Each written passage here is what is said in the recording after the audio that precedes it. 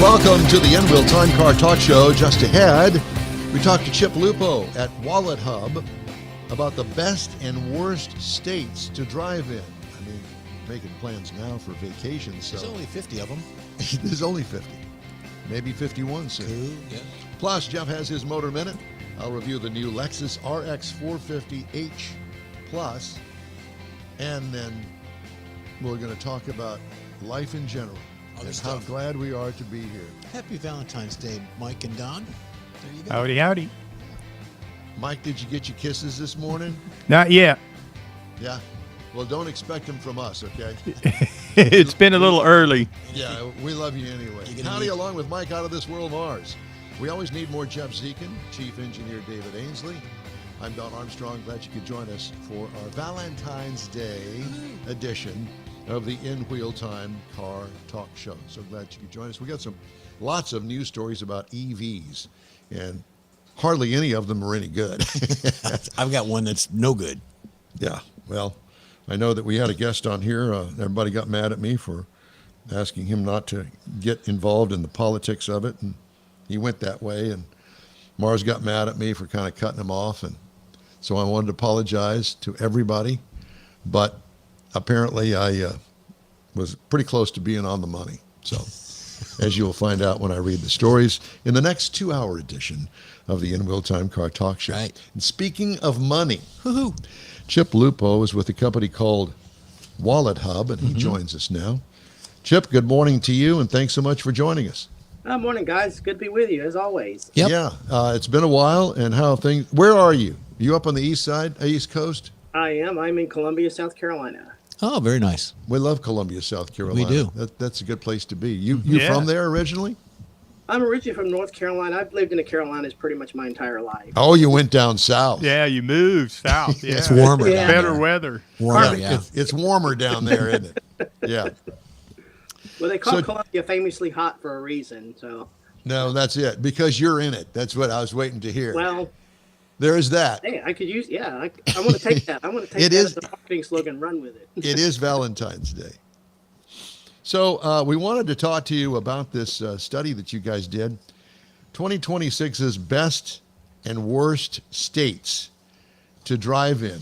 Okay, so what was the motive behind this kind of a story?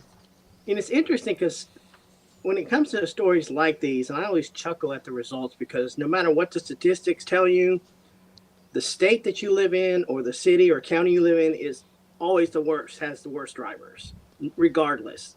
Yeah. Right. If you're commuting anywhere into any city, they have the worst drivers, no matter what the numbers tell you. But we try to create a comprehensive city that goes a little bit beyond things such basic complaints, so to speak, as like road safety or commute times or congestion. We kind of take an overall approach, and we include things.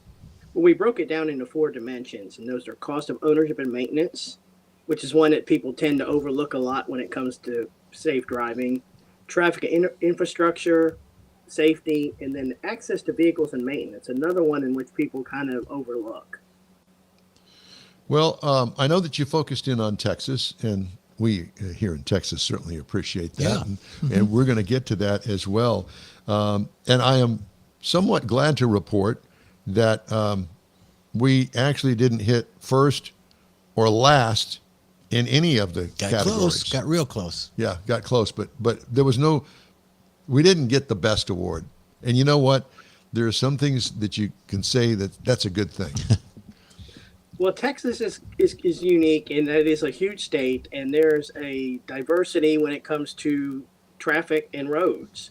I mean, what goes on in the middle of, say, like Midlands, Texas or someplace is way different than it would be in downtown Dallas. Or downtown Houston. Yeah. Downtown Or- Houston's not too bad. The problem we have here is that the city, well, not the exact city limits, but the overall area of Houston, which includes tons of cities, and it's a big, widespread sprawl, if you Yeah, will, swath. of everything. We've got lots of freeways, and all of them are jammed up now. And I remember a day when we didn't have that many freeways, and they weren't jammed up, but that is the case now. So overall rank for Texas is 13th. And I would say that's pretty good, really. Yeah, very good. 1 to 50, and Texas is 13th. And they get really high marks in the category of access to vehicles and maintenance. Again, now this is one that people tend to overlook, and it includes things such as, for example, auto repair shops per capita, which is key because you have to have availability for repair shops now, because if repair shops are A, not accessible, or A, overpriced, people are going to tend to neglect those, and they're going to let their cars, and they're going to keep driving until eventually something really bad happens. Well, I was kind of surprised at us being fifth in average gas prices. I would have thought that we would have been probably first or second. Yeah, at 277 a gallon. Now Texas is right up there, and here in South Carolina we're right up there too, despite the gas tax. Yeah, I would have thought it would have been with no state income tax. I don't know what the gas taxes are in Texas, but still, a top 5 out of 50, that's not bad at all. Yeah. We rank 35th in road quality. Let me And let me tell you something. We used to be right at the tip top. Of course, the state is so spread out, and we had in the early days, brand new freeways that went from here all the way to Alaska. Yeah. The roads were great. Not so much anymore because Yeah. we've had this huge influx of people here. And with that also comes a lot of road damage, Yeah, if you will. I think because there's so much under construction, I really think people are stealing the roads. I think Stealing they're them, taking picking them up, and, yeah. and they're going to rebuild them. Where does Detroit fall in the road category? I'm interested. I'm from Detroit. It should be like 60th. Well, now Michigan ranks pretty much. Let's see, where does Michigan fall? They're pretty much on the low end. Now I know Detroit proper is like way down on Yeah. the list. I think out of like 100, I think they're like in the 90th. Now Michigan is about. Let's see. Let me pull up the exact number for Michigan here, because they were pretty. Yeah, they were 37th. 37th overall. But on the other hand, too, and to be fair about it, let's face it, that the roads up there are subjected to some pretty severe winters. Yep, I was about to say, And you got yep. these great big scrapers that Yeah, go they do. across that road quite frequently. We don't have that here. And it's the quality of the road, and too. the salts and the Right. salts that they're pouring out on the roads. Yeah, I've driven through the infamous Michigan potholes on the way to Lansing many times, and through Yeah. Detroit. Car dealerships per capita. Texas ranks second. Not a surprise. Well, access to car dealerships now. This is new and used dealerships now. It's important to be able to have access to new or used vehicles. Again, now I have a 2016 Jeep Patriot, which I will drive until the wheels fall off. Yeah. Now, of course, you want to be able to drive it before then. So at some point, you're going to have to bite the bullet and look at a new or used car, and they're ridiculously expensive now. But it's important to be able to have at least a decent number of dealerships close by. Well, does that depend on the city that has, or the state that has assembly plants in it? Because not all states have assembly plants. We have up in the Dallas-Fort Worth area. We've got some in San Antonio. Does that correlate to anything and where it ranks I think by the so. dealership? Well, I think so. At least in terms where it does have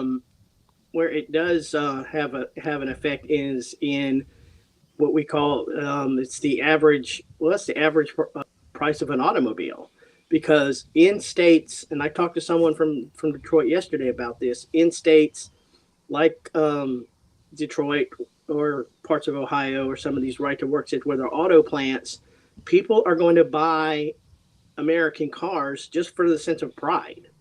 And American cars are slightly more expensive now than imports, because you're factoring in these operating expenses that some of these union states might have. So people are going to spend a little bit more for American made car just for this, whether it's sense of local pride or the fact that, hey, this car that I bought, my uncle helped build these, so I'm doing my part to keep food on his table. Sure. Now, you mentioned sales with local car dealerships. Did that include service as well? Because, most new car dealerships have a service department.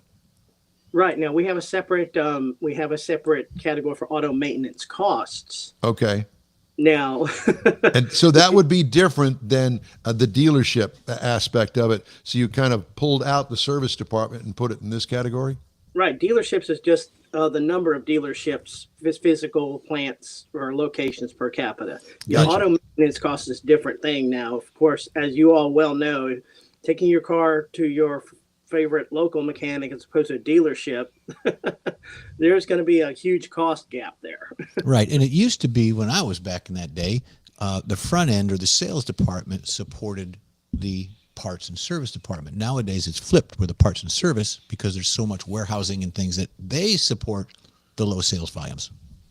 Right. And my father worked at a Nissan Oldsmobile in the service department many years in North Carolina, and it was exactly as you Yeah. as you cited it there. Now, some of the issues with when it comes to auto maintenance costs, of course, they are skyrocketing, and one of the downsides of buying an import, whether it's some of these have really high resale value, whether they're Toyotas or Hondas, is that when they do start to break down, the parts are going to kill you.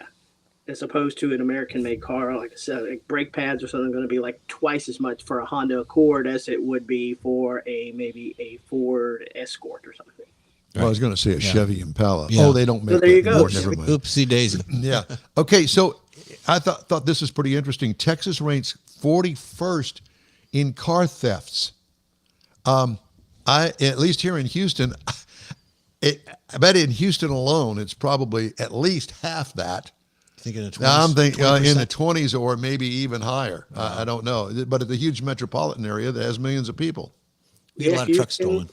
Houston, Dallas, trucks. Houston, Dallas, and parts of Austin around. Yeah, those are all very high areas of theft. Probably not so much in some of the more rural areas, but when you have that many large sprawling metro area, yeah, the risk of auto theft is very high. Talk about fatality rates. 32nd in Texas for traffic fatality rates, and the speed limits. If they haven't officially raised the speed limit, nobody really cares about what it is officially anymore. It's like, okay, the speed limit says 65. We're all doing 75. Oh, of course, that's yeah.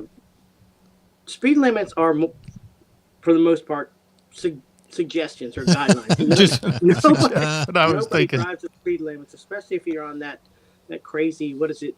Do they have is it like 12 lanes now that circles around Dallas now? Yeah, if you're driving the speed limit on one of those expressways, yeah, you're going to get run over. Yeah. I just found that was an interesting statistic, fatality rates. Now, traffic fatalities can also include pedestrians or bike or Oh, didn't think of that. Yeah. Motorcycles. Yeah, there you go. which is probably common in a college town like Austin. You know, a lot of people are walking across campus, and and things happen. Well, and you're also on your phone when you're driving. You're distracted. You're eating. Now this one Yeah. here, And walking. Yeah. this one here, I'm gonna have to say, Chip, are you out of your mind? Share of rush hour traffic congestion, Texas, as in general, Texas ranked 35th. In Houston, I think we got everybody beat. I mean, it's got to be in the top 10 at least. Well, you have lots of space between the Dallas Metroplex and Lubbock, Texas, to kind of make up for that. So there's a lot of sparsely populated areas the closer you get towards the southern border. Yeah, I mean, if if not for those, if you're counting just Houston and Dallas and Austin, yeah, it would probably be much lower than that. If not for some of these more sparsely populated areas where That's congestion true. It's is an overall issue. average. So, Chip, Wallet Hub doesn't do this just to entertain us. They do this for a reason. And what is the reason that these numbers, statistics, are important in each state? Well, it gives people an idea of the driving habits, where they live, and of course, joking, I said your state or your city is the worst, but it gives people kind of an eye-opening. And again, now we also consider things, for example, like the average auto insurance rates, which can be ridiculously high. It just gives a broader overview. So when people think about driving, they're not just thinking about congestion or commute times. They're thinking about things like road quality, access to car dealerships, how much their insurances are, how much it's going to be able to cost for them to maintain their cars or maintain their insurance, and Yeah. be aware of gas prices. Just an overall view. and also for people who are looking to commute to another or to relocate to another state. It's like, Chip, how where did you- different is driving? How did you pull this information together? Is it surveys? You go through the It's strictly DMV? it's strictly data driven, and there's a huge number of government sources that we rely on, of course, so the Census Bureau, FBI, Department of Transportation, and then just a number of and AAA and a number of other nonprofit and insurance companies and other reputable think tanks. Interesting.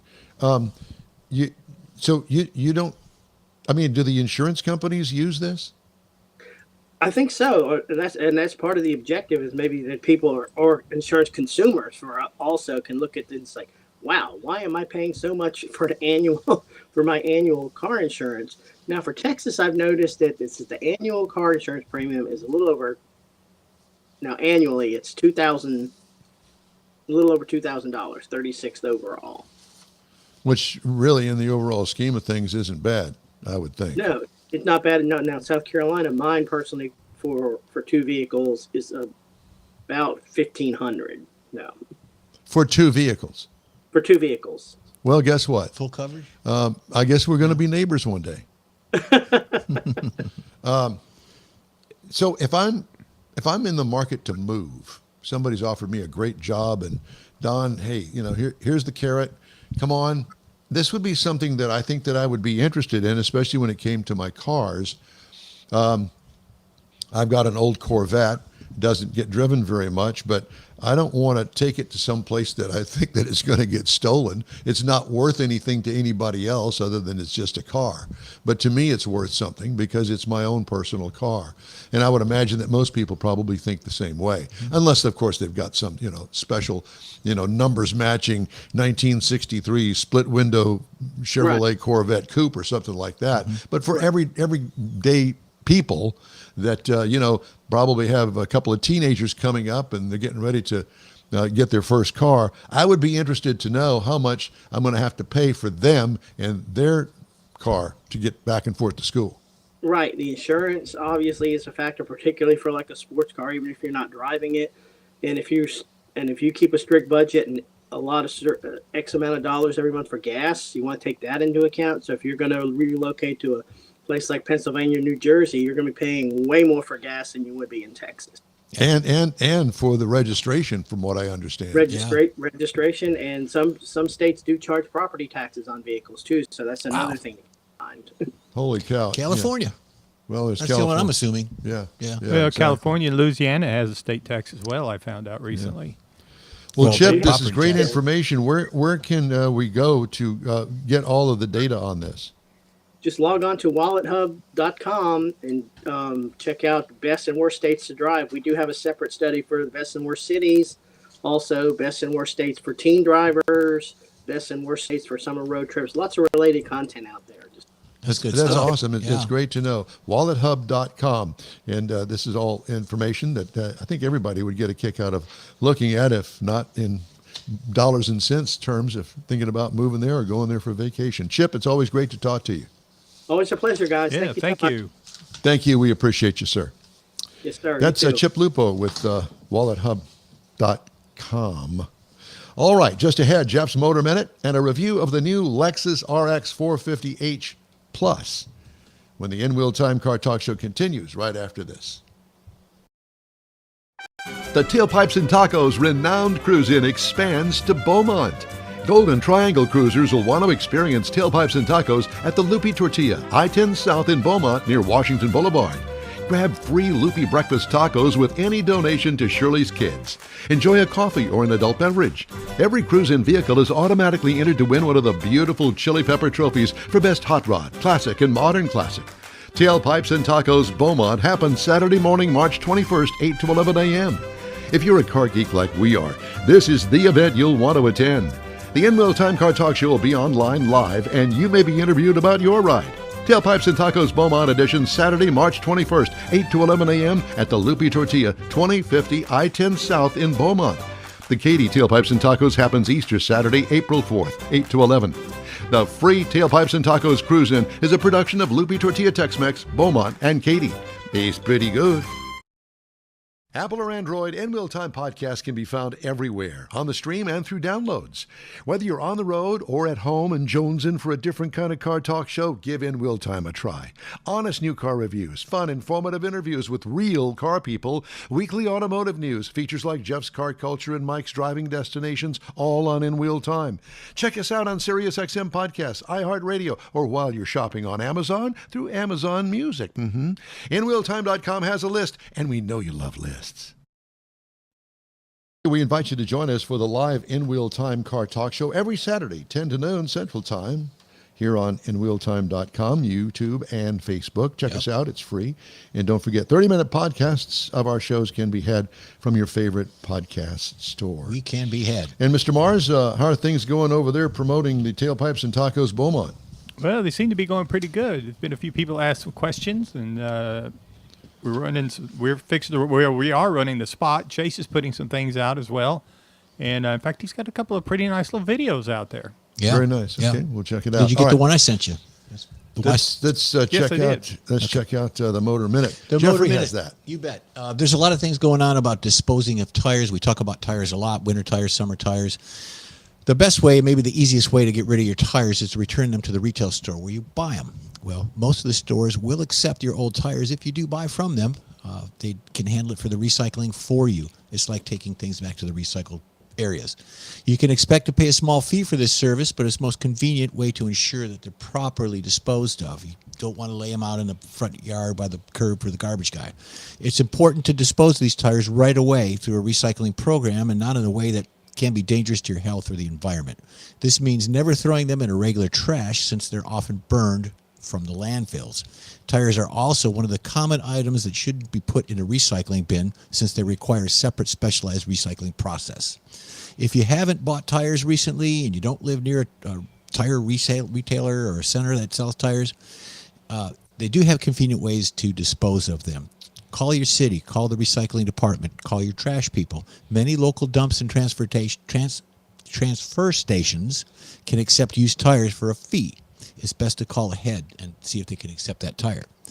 If you're more on the artistic side and you don't want to, be bothered with that, and you might want to use them in the backyard for a flower bed or maybe a planter, things like that. If you're more artistic, The wife would love that. Oh yeah. Oh, look, honey, there's the 15-inch tire that you took off the car 30 years ago. Let's put some daisies in there. Daisies are Let's good. go get some 22s because we want to make it a little bit bigger. I like daisies and I Yeah, like like 22s, but to repurpose your tire in the backyard in the garden will help the environment. If you only have a few tires and you want to bring them new life by turning them into a planter or a garden, a swing for a tree, which I did when my kids were growing up, in an innovative dog bed or outdoor furniture. So there's other ways to do it. Or hippie sandals. Hippie sandals, that's right. So just be responsible. Don't just throw them away or roll them down the street and hope somebody else is going to deal with it. But I've seen a lot of things on the news lately about illegal dumping, and you see tires all over the place. So just do the right thing. Do they call them hippies anymore? They call you a hippie. I know. Yeah, well, there was that. The hippy dippy. Well, I was thinking along the lines of, some bums. Bum shoes. yeah. Hobos. Yeah. Bum shoes. Oh, you're talking about sandals. I did have a pair of sandals that were actually made for that. They just took the tire tread. That's Yeah, what I'm talking I got you about. now. Yeah. Okay. And the Did it swing. have a brand on it? It had brand markings? Yep. Well, Exactly. of course. Jeff's would be, some Nitto or some sort of, Michelin Racing or something. Sticky compound. All right, time now for this hour's car review. Had a chance to drive the Lexus RX 450h Plus. I've told the story a bajillion times. I really had no experience with Lexus until, this has probably the 1980s, early 2000s. You own one. I did, and it was an RX, a 350, and it was the original RX, and absolutely Right. loved that thing. Anyway, this is not that. This is the brand new 2026 Lexus RX 450h Plus. So here are the trim levels: 350, 350h hybrid, 350 F Sport, 350h F Sport, 350 Luxury, 350h Luxury, 450h Premium, 500h F Sport, and the 450h Plus, which is what I had. Jeez. So I had the top of the line. Nanny, boo-boo. This is a PHEV. That's a hybrid. 5 seats. Exterior changes from last model year. Well, it was completely redesigned in 2023, so it's really, this design is only 3 years old. Exterior features include the oversized Lexus grille with squinty, high-mounted headlights, aero windshield, really laid back, upswept and side sculpting on it, really looks good, with some very nice wheels. It doesn't make any difference which trim level that you choose. There's going to be a wheel for that car specifically. Bustle butt rear. All right. With a built-in sunshade over the glass back there. This is a very unique looking vehicle, and that's part of the reason that I like it. It doesn't look like all the other SUVs out there. Overall design gets high marks. What could use improvement? Nothing. Keep it coming. Interior highlights. High zoot design that leans toward the minimalist look. In other words, you're not going to find a lot of buttons and switches in this. Standalone instrument cluster and a great big infotainment screen. Non-cluttered center console. Read minimalist. Awesome upholstery and comfortable seating. Cargo, well, that area back there behind the second row of seats, bigger than you think. But I liked, again, high marks for design and materials. With that Mark Levinson sound system, it is top notch. What could use improvement? Like to see some instrument controls like a volume knob. That would have been nice. Because what you wind up having to do is look at the screen, which takes your eyes off the road, which most people have their eyes off the road and into their phones. I think that a few more buttons would have been nice for some of the functions, but that's just me. Engine, 2.5 liter, 4-cylinder, plug-in hybrid of 304 combined horsepower, CVT transmission, tow rating, believe it or not, 3,500 pounds, which is a lot. A miles per gallon city, well, it's 85 miles per gallon electric, 35 for the gas only. Did I plug it in? I did not. So in my gasoline heyday that I had this car for the week, I got 31.3 miles per gallon over 405.4 miles. What I liked about it, it has enough power that leaves you satisfied. That sounds almost kind of like an old cigarette commercial, doesn't it? Ah, satisfaction. What could use improvement? Get the full hybrid version unless you only travel 35 miles per charge a day. That would be my suggestion. Good looking car. Yeah, it is. And they also have the gasoline, strictly gasoline version of it as well. What I liked about it, I liked all of it. What could use improvement? Nothing on this top of the line trim. So how much? Base trim price, $73,310. This is top of the line now. Price is tested $78,569. If you just want to get in one, it starts at $50,525. Competitors, Mercedes-Benz GLE 450e, $72,500. BMW X5, $76,375. Or how about this? The Acura MDX Type S non-hybrid is $77,300. Wow.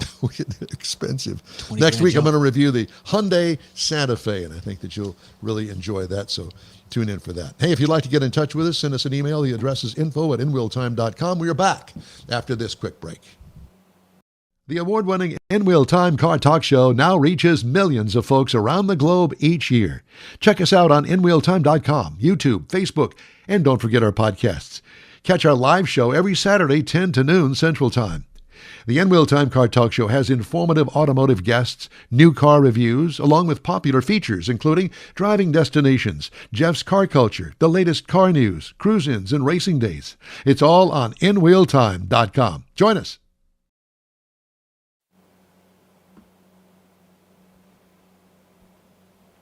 You know, I thought that we had another commercial with that, Mr. Mars, but I guess we didn't. I don't know. We're just gabbing about the car. Okay, well, Let me point something out. Tomorrow's the Daytona 500. Today is the O'Reilly Series. Yesterday was the Craftsman Truck. So we're because of that, we got a Daytona background.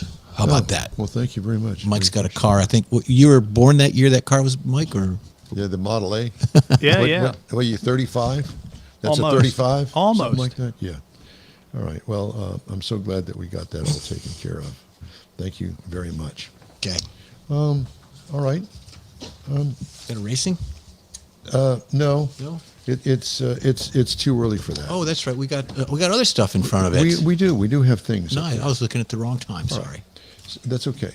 All right. So we're going to move on now and start the bottom of the hour show. Stay with us. Welcome to the In Real Time Car Talk Show. Coming up, we're going to have In Real Time. And what does that mean? We're going to do recalls. We're going to have our sold car roundup. Fun. And our story of the week that I think that you may be interested in. It's kind of loud in here. Is it? Yeah. Want me to turn that down a little bit? Yeah. How about that? That perfect. Is that good there? That's good You don't right like there. the music, do you? No, it was just really loud in my ear. Okay. I was too close to the speaker. Is the speaker. All right, so all that's coming up. Howdy, along with Mike Out of This World Mars. We always miss Jeff Zekin. Yeah. He's only here in spirit right now. This is not him. And I'm Don Armstrong. Glad that you could join us today. And I wanted to get to the story of the week because it may or may not involve you, but you'll have to be the deciding factor in Okay. that. You ready? Ready? President Trump's EPA has repealed the agency's finding that greenhouse gas emissions endanger the public, creating a fresh round of uncertainty for the auto industry. Trump and EPA Administrator Lee Zeldin announced the repeal of the 2009 endangerment finding at the press conference at the White House on February 12th. This is the single largest deregulatory action in American history, according to Trump. The endangerment finding severely damaged the American auto industry and massively drove up prices for American consumers. Trump said that the repeal eliminates all greenhouse gas standards for light, medium, and heavy-duty vehicles and heavy-duty engines. So goodbye air pumps and goodbye catalytic converters. I don't think that'll happen. No, that but- won't Yeah, I don't think it'll go quite that far. Yeah. Trump said the repeal purports to scrap all greenhouse gas standards, starting with those established in 2012. The document containing the details of the final rule have yet to be posted. The EPA decision, if upheld, castrates, I like that word, Oh, well. the government's regulatory authority over pollutants from vehicles. It hollows out the rationale underpinning more than a decade of regulation meant to protect the public from the dangers of pollution and climate change, according to this writer. Quote, an ideological crusade within the Obama administration set off the most costly regulatory power grab our country has ever experienced, according to Zeldin at the White House. Who paid the biggest price? Hardworking families, small businesses, millions of Americans who just want a reliable, affordable car to get to work, take the kids to school, or go to church on Sunday, end quote. EPA data from 2022 found that transportation is the primary source of U.S. greenhouse gas emissions. Passenger cars and light-duty trucks make up more than half of transportation emissions in the United States of America. While the auto industry has criticized the severity of the EPA's recent greenhouse gas emissions rules, the repeal amounts to a significant break between the industry and the government. Automakers in letters to the government criticized the Biden-era greenhouse gas emission standards, but expressed concerns about the elimination of the standards entirely. Ford said in its letter that current standards are not aligned with customer choice and market realities, but that eliminating standards altogether is not likely to provide the industry with the long-term stability they need to make historic investments in America and compete globally. Tesla, that's another story for another day, but, in a letter, they said the endangerment finding and the vehicle emission standards which flow from it have provided a stable regulatory platform for Tesla's extensive investments in product development and production. And you know that they've just killed 3 of their models. And we're waiting with cheers, I'm sure, of the elimination of the Cybertruck, but they're not ready to pull the plug. Yeah, on that they're just thinking about yet. doing something else with it. I've heard rumors that it's maybe a redesign, maybe a new thing altogether. But to get back to the first part of that story, the CAFE standards were adjusted way back in his administration. Didn't they adjust the CAFE standards for the vehicles, and California was all upset? Yeah, Yes. well, I think that the California thing has just got nipped in the bud. Well, Nip it in the bud. Well, you used the word earlier that you like, but yeah, nip it's good. Yeah. I don't want to know what I used earlier. You did. I did. Yeah, Okay. yeah, you did. Well, there's that. So, Mr. Mars, do you have any comments on that? Yeah, I was thinking that some of the things that you said. I think it must have been like 2 years ago, 3 years ago. We were all supposed to be dead because of the greenhouse, the environment, and all that stuff. Well, that's still coming. Yeah. Oh, That's it. well, they keep Death moving is it back imminent. then because I missed it whenever it happened a few years ago. But I do think that Tesla, like a lot of them, they're going to respond to. I mean, they already know the EVs aren't selling like everybody thought they would, and without the government forcing it, they're not going to. So I think, obviously, as a profit-driven machine, they got to make a little money. Then more and more of them are going to get away from it. It wouldn't surprise me that Tesla moves more into SpaceX and things like that are more interesting long term. Yeah, we read the story recently that Elon is going to combine all of his companies. Yes. And I think that that's the thing that is going to save Tesla. But, on the other hand, too, I don't have anything against electric vehicles. I really don't. No. What I have a real problem with is me helping pay for your Tesla. That's Exactly. where I have a problem. So Yeah. that's $7,500 out of my tax money that's going to go to the person that buys an electric vehicle. And you know what? I think that, and I've said this from the very beginning, I think that electric vehicles need to be able to compete with other forms of power sources to the vehicle, just like everybody else. And if they can't do that, then they need to look inward Well, and figure out a way. The market will kind of help drive all that because there are places, I would think, like New York, San Francisco, Austin, places like that, where a 30-mile range, you might go 3 or 4 days with that. I can see that. But from me, I go to Houston too much. I go out West Texas too much. And I don't want to spend an hour and a half every 2 hours so I can go another 2 hours. And that brings up a point too. We just had Chip on, going through state by state on the wait time and traffic and things, death tolls. Nothing in there that I saw was about electric vehicles. Now the wait times and your time that you waste on the road, there's got to be electric vehicles in that congestion. So I wonder if maybe we could. Well, I think get a- electric vehicles, just for survivability, they're going to avoid that congestion because they're going to lose their range as they sit there and for an hour. Exactly. That's what I'm saying. That you're burning the electricity you just parked. But Right. much like you do with I have gas. two people that I know that have Teslas. My youngest daughter is one. She and loves hers. She loves hers. Yeah. But she drives very short distance, well, relatively speaking, in Denver to go to work every day. I think it's about 15 miles.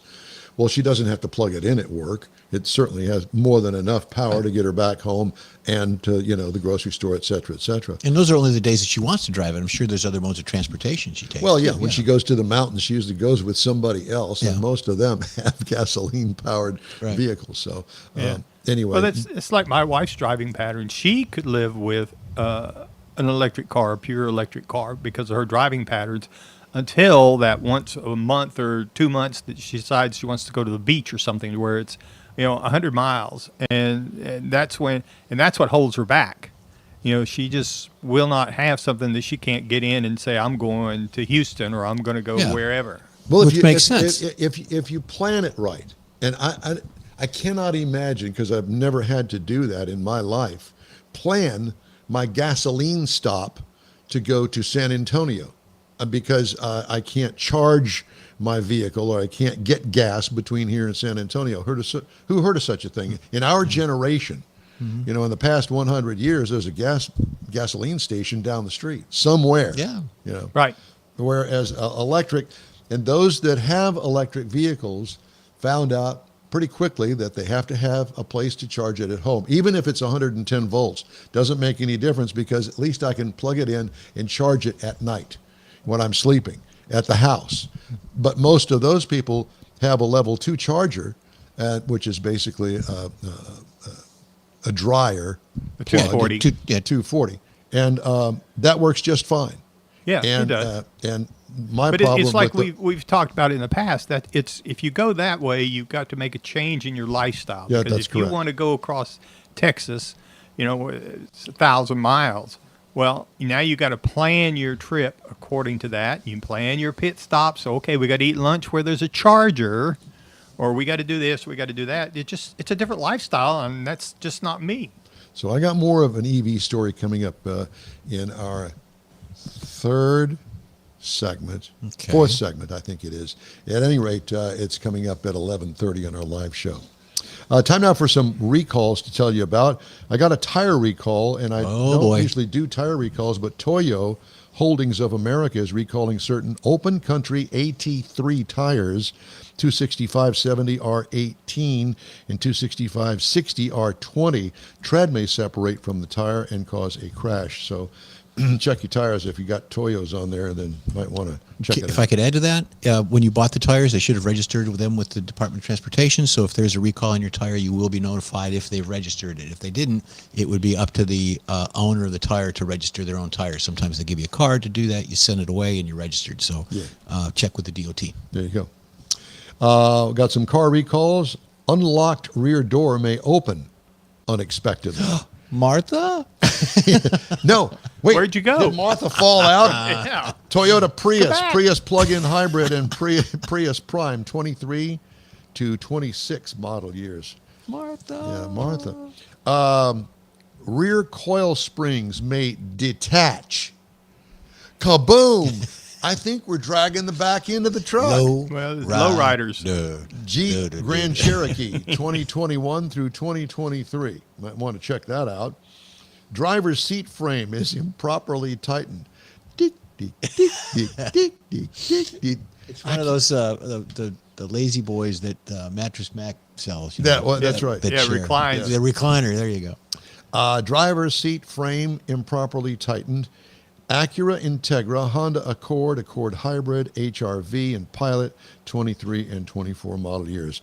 BMW, bunch of recalls here from Emery. 2021 through 2024 model years. It's all a mess of them. Starter motor may overheat and cause a fire. That'll wake you up. Yeah. And inoperative trailer lighting and trailer brake failure, Jeep Cherokee, Wagoneers, and a bunch of trucks, 24 to 26 model years. Those are being recalled. That's Ford a- Transit, got to have a It's Ford in specialty here. though. Yeah. Ford Transit 2324 engine crossmember improperly secured. A Ford E-Transit for 2026 high voltage battery may cause a fire if you can get it in the garage. BMW 228, 228i, M235i, rear lights may not function properly. Oh boy. So those are the recalls. All right. So you guys ready to do this week's Sure. little game that we play about guess the do it. sold car price? All right. I Thank hope you, everybody's Henry. online there. First one up this morning is the 1959 Chevrolet Biscayne. Oh. A Biscayne. My dad used to have a Biscayne, That's so but it cool. was a 62. I think this is Yeah. a 59 Yeah. model.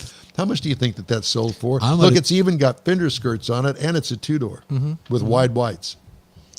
42. 42, Jeff said. Yeah. I like Okay. it. Is anybody else joining us I'd this drive it. morning, Mr. Mars? Well, Heitzman was on here a moment ago, but not here right at the Okay, moment. so the it sold appears. car price on this is I was $39,218. close.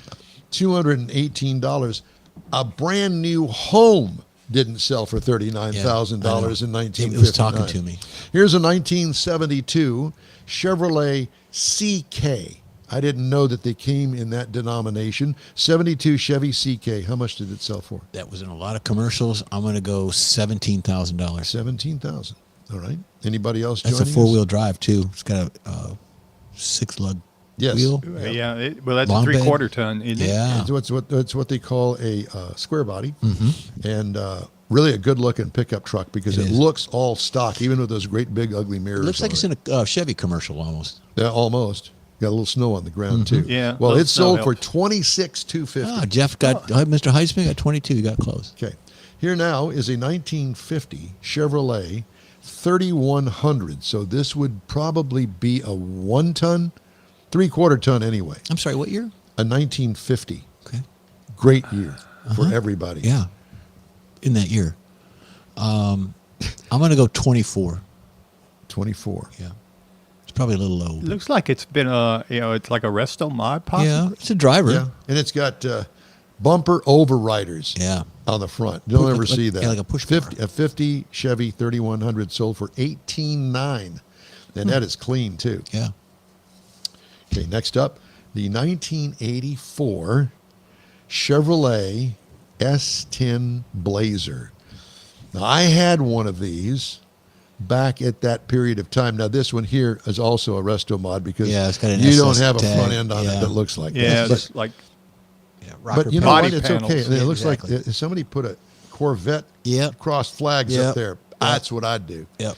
84 Chevy S10 Blazer. put a V on These it. are 2 doors. Look, it's even got Aero rocker panels. 15 grand. 15 grand. Yeah. Anybody else? yeah, Mr. Heisman's here as soon as I can find the right button. Uh-oh. Jeffrey's got 25. 25. Yeah. It sold for 19,530. Split it with you, Jeffrey. Okay. I wouldn't pay that much money for it. If they put a No. V emblem on it, it would be much better. A V I had emblem, one of yeah, those, that's it. and I used it to tow my fishing boat. I come through Lufkin one night in the rain, stepped on the brakes, and that boat pushed me right through the red light. Jason had a red one that we bought off the used car lot at Auto Nation, and he loved it. It was a Yeah, fun I car. loved it. Other than I couldn't stop it. Here's one. This is for you, Mr. Mars, because this is your background picture for the day. 1929 Ford Model A. That was the year everybody was cool. And 1929. you know, this is not my cup of tea, but I thought that somebody would like that. 1929 Ford Model A. How much? A parade It looks vehicle. like it's stock. I don't know whether that wheel color and all that is stock or not, but I'm totally guessing maybe 25. 25. I have no idea. It's parade car. That's Yeah. that's what it is. I don't know what parade it would be in other than for old people. Yeah. And I speak from the heart. Yeah. Jeff's And got 31. 31. 24,150 Hey, is what that sold how for. about that? I'd tub it out. Next up, this is Jeff Zekin's go-to car. Yeah. This would be a 1996 Mercury Grand Marquis with a Landau vinyl roof. Yeah, and the opera windows. It Up- got the up- chrome trim on the wheel well. Oh yes, those look like Got Cadillac Lincoln wheels. wheels. Whatever. Yeah. But It's not a Marauder. It's a Marquis. it's a Marquis. Okay. This would be something that would be great for the hot rod tour of Texas. $9,000. 9,000. Mr. Heitzman joining in on He this? will be right there at 35. 35. 35,000. This car, Jeff Heitzman, this is your hot rod car. Uh-huh. It sold for $11,550. It's super clean. Drive it it will home. never, ever break. And finally, this would be Don Armstrong's hoodlum car. 1932 Packard 902. Look at the size of those whites. All right. Holy Toledo. They're as big as the entire tire. The width of that stripe is wider than the width of the bumper. It's Look at that. Yeah.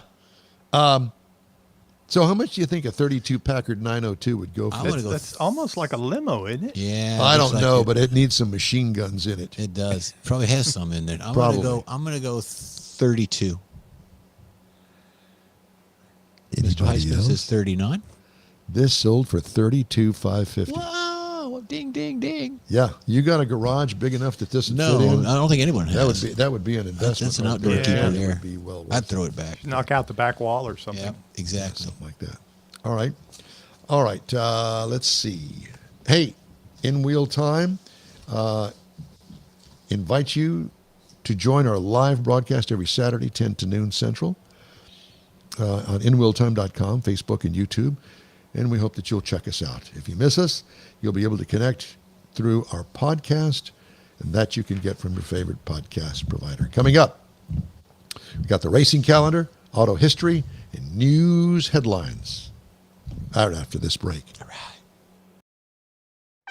The Tailpipes and Tacos renowned cruise in expands to Beaumont.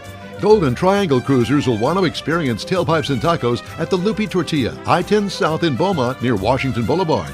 Grab free Loopy breakfast tacos with any donation to Shirley's Kids. Enjoy a coffee or an adult beverage. Every cruise-in vehicle is automatically entered to win one of the beautiful Chili Pepper trophies for Best Hot Rod, Classic, and Modern Classic. Tailpipes and Tacos Beaumont happens Saturday morning, March 21st, 8 to 11 a.m. If you're a car geek like we are, this is the event you'll want to attend. The In Wheel Time Car Talk Show will be online live, and you may be interviewed about your ride.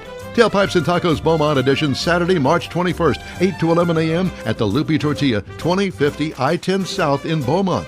The Katy Tailpipes and Tacos happens Easter Saturday, April 4th, 8 to 11. The free Tailpipes and Tacos Cruise-In is a production of Lupi Tortilla Tex-Mex, Beaumont, and Katy. Tastes pretty good. Apple or Android, In Wheel Time podcast can be found everywhere, on the stream and through downloads. Whether you're on the road or at home and jonesing for a different kind of car talk show, give In Wheel Time a try. Honest new car reviews, fun, informative interviews with real car people, weekly automotive news, features like Jeff's Car Culture and Mike's Driving Destinations, all on In Wheel Time. Check us out on SiriusXM Podcasts, iHeartRadio, or while you're shopping on Amazon through Amazon Music. InWheelTime.com has a list, and we know you love lists. Time now for the In Wheel Time Racing Calendar, sponsored Yes. by Texas Muscle Car Club Challenge. Thank you for that. We've got NHRA coming up next month, actually. It's on the 5th through the 9th. It's going to be the NHRA Gator Nationals. It's in Gainesville, Florida. Everybody's running. It's the inaugural start of the season, so you've got pro class, you got motorcycles, everybody's going to be running a car in the quarter mile. Next, we've got yesterday was the Craftsman Truck Series run in Daytona. It went overtime, the 3-lap overtime, whatever they call that. I didn't see the finish. Don't know who won yet. I don't want to spoil it for you in case you haven't seen it. And then today is the O'Reilly Auto Parts run at Daytona. It used to be the Xfinity. For some reason, they've changed. Obviously, O'Reilly's got the contract with that. And then, of course, tomorrow, the big day behind us is going to be the Daytona 500. So that is at 2:30 p.m. tomorrow. The race today for the O'Reilly folks, which is the old Xfinity, that is going to be at 5 p.m. tonight on the CW. So tomorrow is Fox, today's CW, and they'll move on from there. Then we've got, we talked about NHRA. Let me move on to the next one here, which is, oh gosh, got my things all out of kilter here. Give me just a moment. Stand by, Michael. Standing by. Okay. I do. I've got all my stuff mixed up here. I know. IndyCar Series, St. Petersburg. That's going to be March 1st. So that's coming up pretty close too. And then you've got the F1 guys, which last week I told you, Mike, that I got on the site for the Formula F1 Cadillac. And that's why I'm wearing my digs today. I don't know if I'm going to be on that site very long because every 10 minutes they're posting something from a different part of the world with Cadillac Racing, and it's just inundating. It is taking a lot of stuff on my phone, a lot of time to read it all. So I think I'm going to have to pause it for a little bit and get kind of conditioned to get back into looking at it. So I will follow up on it. I'll give you all the information I can on it, but I'm just kind of tired of it already. Just letting you know. World of digital. I know. Okay. Where are we? We're We just finished Jeff's racing calendar. Yep. Okay, well, Brought it's to time- us by the Texas Muscle Car Challenge. All right, Yep. well, very good. Well, it's time now for This Week in Auto History, Mr. All right, Mars. I'm going to find it, Yes, sir. Michael. All right. I'm glad So this everybody's week in Auto all History- ready for everything. Yeah. So we got 5 things that we found particularly interesting this week. In 1909, the Hudson Motor Car Company was actually founded. Now, this was in Detroit, and it quickly became known for a performance and value. In fact, Hudson, they got a lot of their fame from being in NASCAR. They really won a lot of races in the 1950s Yep. with their fabulous Hudson Hornet, pretty well dominating things. And, of course, later on, they merged with Nash Kelvinator to form the American Motor Company. And then, of course, they became a star in a couple of movies. So then in 1945, it was the founding of the Kia Corporation. And I did not know this, that Kia is a translation means rising out of Asia. So originally, they were producing bicycle parts, Yep. to be for bicycle parts. And before they got into building automotives, and when they got into building their cars, they first started out in 1957 building licensed motorcycles for Honda. In 62, they moved up to licensed trucks for Mazda. 74, they were building Mazda licensed cars. And then in 1997, they filed for bankruptcy. And then that's when Hyundai stepped in and basically rescued them, took them over and stuff. So Wow. a lot of interesting things I didn't know about that. I just assumed it was a nice car. Yep.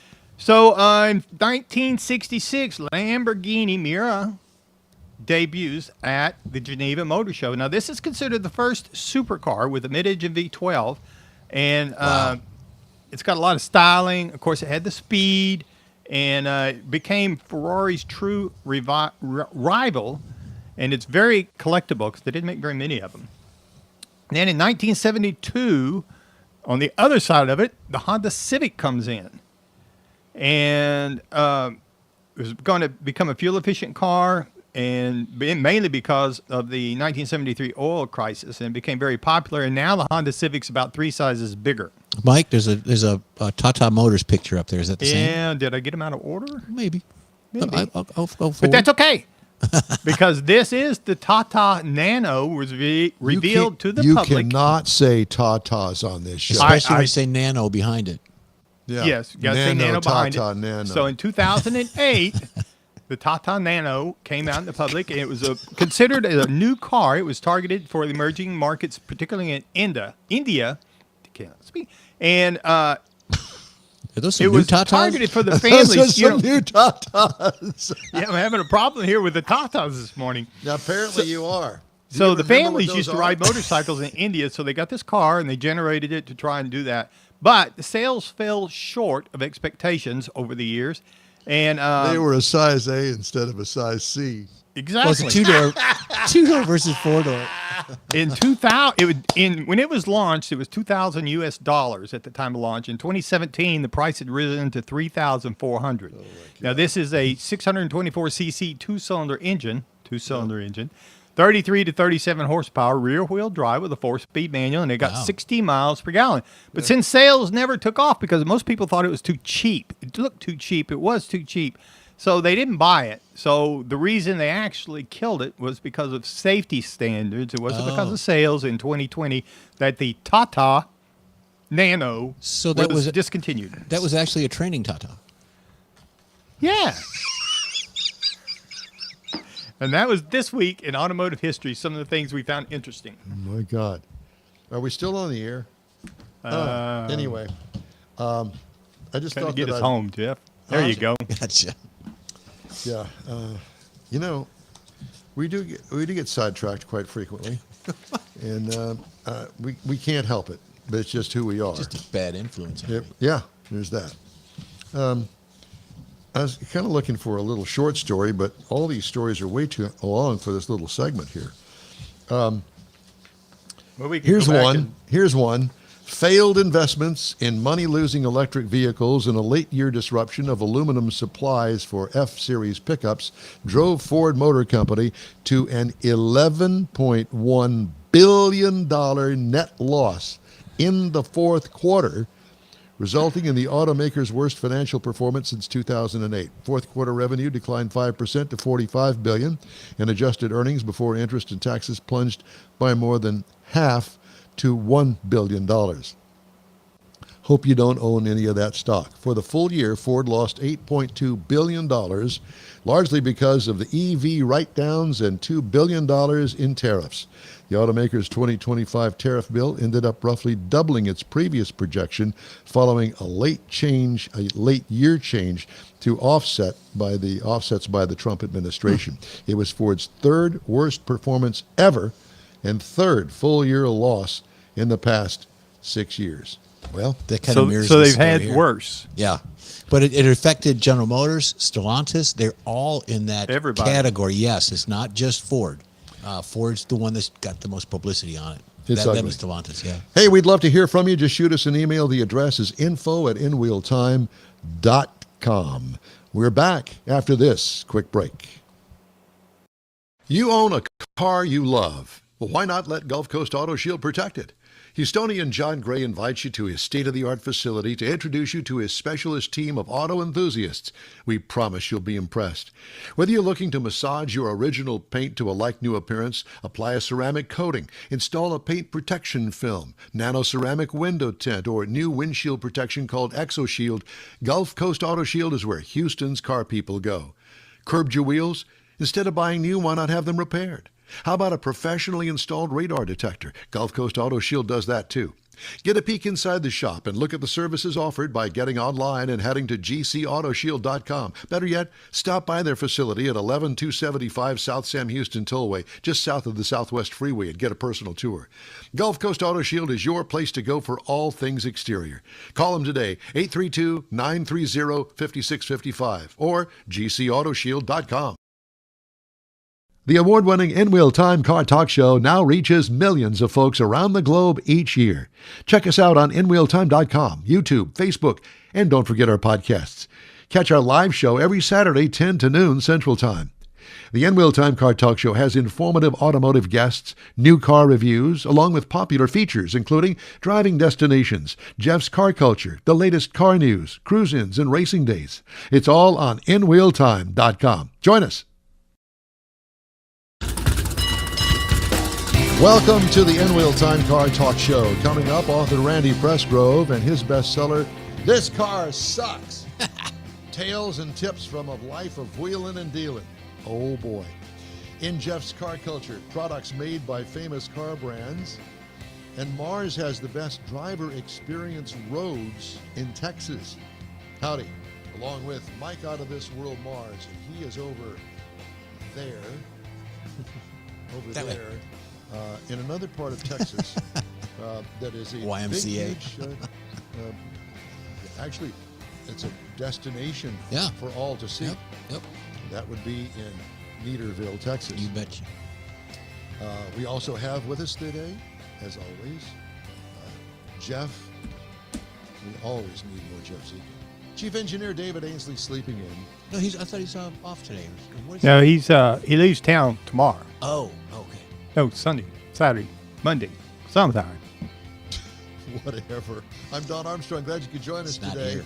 Now our guest, we've been waiting for this all week long. His name is Randy Pressgrove. And Randy, it's good to see you. I want to know how you came up with this absolutely marvelous title, This Car Sucks. Tales and Tips from the Life of Wheeling and Dealing. I like it. Do we have Randy? Well, You, think you we got have me on audio. audio. We got You you got on audio. audio. Got you on audio. Oh, God. Do we have to look at us while we do this interview, Sad Randy? but What the true. hell? I got a little technical difficulty on the video, but I do have audio loud and clear. All Okay, right, well, cool. that's good to know. Mr. Mars is going to put up some really good-looking girls on here. So for the guys that are watching right now, stay tuned. So while Randy previews his book, we're going to look at some hot chicks, okay? Jeez. All right. Is that okay with you, Randy? Absolutely. Absolutely, Don. And we're going to put down at the bottom of the screen, this is the real Randy Pressgrove. Okay. Well, I appreciate you guys having me on, and I'm particularly interested in your program here because I spent a lot of my year in Southeast Texas and particularly Houston, and enjoyed it immensely. You've got a real good affinity for your show and all the references you have therein. So thanks for having me on. Well, it's our pleasure, and I understand that you sir have been in the car business, so this is really kind of an insider's view about This Car Sucks, tales and tips from the life of wheeling and dealing, and I'm sure that you've heard lots of stories. I incorporated quite a few of them into the book, and as amazingly enough, I've spent 47 years in the business, most of them in wholesale, even though I started in retail. But I was with Chrysler the first time they went broke, and have done some successive tours, mostly in sales and dealer development with Mazda, Toyota, both here and in Saudi Arabia, Kia, Hyundai, Volkswagen, Audi, and Porsche. So I was kind of to a lot of the interesting stories, primarily regarding dealers, but also involving some manufacturers as well. And it made for some pretty good reading. I got into the book on a dare. My partner and I were driving someplace, and somebody cut me off on the freeway, and I said, "That's going in my book." She reached into the back seat, pulled out her computer, and said, "Start talking, mister." And 100,000 words. 8 months later, we had This Car Sucks. Well, I love it. And so obviously you've had lots of cars that sucked for many reasons. And do you have a favorite? I think one of the, if you want to term it this way, one of the suckiest was in the early 1990s when Mazda came out with what they called the quintessential youth market sport coupe called the Mazda X3. And it was the antithesis of what a young, sophisticated buyer would actually want. Mazda complicated the problem by bringing the feature car in a hideously purple color that was reminiscent of Barney the dinosaur. Oh, God. Yeah, that sucks pretty much. Yeah. Yeah, none of the dealers nor the factory could sell these things. Now, while kids might have liked Barney the purple dinosaur, their parents absolutely abhorred the car. So that worst ones. Well, you got to ask yourself, what were they thinking? You would think that these multi-billion-dollar conglomerates, corporations, would do actual case studies. They would go to focus groups. They would ask people, what do you think about this, that? Does the fender look right? Do you like the tires, the wheels? But apparently, marketing somehow gets involved in this, and it all just kind of gets blown out of the water. Yeah, marketing goes to design. Design, they draft it up, and there you go. Yeah. Yeah. Well, Yeah. I'm not really sure in the case of the MX3 exactly what they were thinking, but obviously it didn't work. But there have been several others over the years, different manufacturers, and I think over 47 years I saw quite a few of them. Well, and you put in your book spectacular product failures: Edsel, VW Phaeton, the Chevy Chevette. Although I did like the commercials back in the day, they all teach better business lessons than they do successes. They do, and you can learn from some of the failures. I think the Edsel, for example, was actually not a bad car, and 60 years after the fact, it still has a loyal following, almost a cult type of following. The car was actually well designed, just had the unfortunate circumstance of being introduced in the middle of one of the worst post-war recessions that ever came about. And it became synonymous with failure, and because the car was actually named after Henry Ford's father, it was quickly scrapped by the Ford finance staff as a colossal $250 million hickey. So Well, you learn from these things. yeah. Well, I have to say that the horse collar grill didn't do it any favors. And the son's name was Edsel as well. Yeah. That's correct. Yes, that's correct. I like this particular one, and I go back to the Vacation movie. The one question that will save you thousands: can I have my keys back? Ah, Bill Yeah. Hurd Chevrolet. Yeah. Yes. And so, yeah, I mean, it's funny, but I wonder how many people actually have gone to the dealership and said, I want my old car back. Not really sure, but one of the things that will really help somebody when they are looking at going into the dealership for a car deal, I think I got some video now. Can Perfect. you guys see me? Yeah. Yes, Yes, we sir. can. Hey, you look Okay, taller good. in the screen. Well, thank you. But if customers would simply do some homework before they go into a dealership, it would vastly improve their entire buying and ownership experience. Unfortunately, since this is one of the largest purchasing items that a customer will ever do, aside from his house, they simply spend less time researching the purchase of a car than they would, say, for example, a gallon of milk. It's absolutely ridiculous given how much money they're spending. And the term "can I have my keys back" is probably one of the most powerful statements you can make when you're at a dealership for two reasons.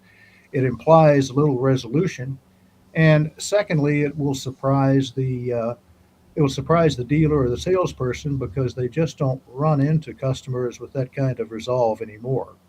The stock and trade of the dealerships, quite frankly, is they want to control the transaction. And frankly, if you have a little knowledge, a little cash in hand, and some financing arranged, you, the customer, can control the transaction.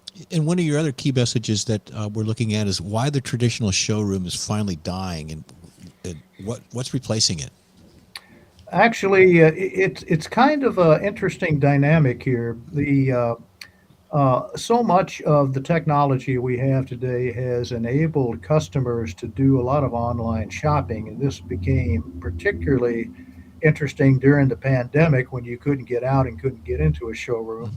Mm-hmm. Technology enabled people to look at cars, check specifications, prices, and that kind of advocated for a smaller showroom. Now, interestingly enough, the manufacturers still advocate, even with all this technology that doesn't require a lot of showroom display, the manufacturers still advocate to the dealers very fervently expensive showrooms, opulent furnishings, larger service departments, which does make sense because the vehicle census in the United States is growing, and you never can have too much service space. Right. But the concepts are about to collide because in many cases the manufacturers will dictate larger showrooms, more expensive materials, and very specific tile, wall coverings, fascias, glass, and the a lot of dealer angst right now is tied up in just how expensive it is not only to purchase real estate for a dealership,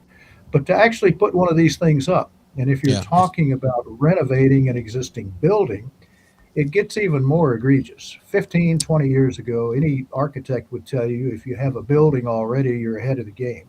Yeah. Not so in today's facility schemes Well, because it's just so specialized.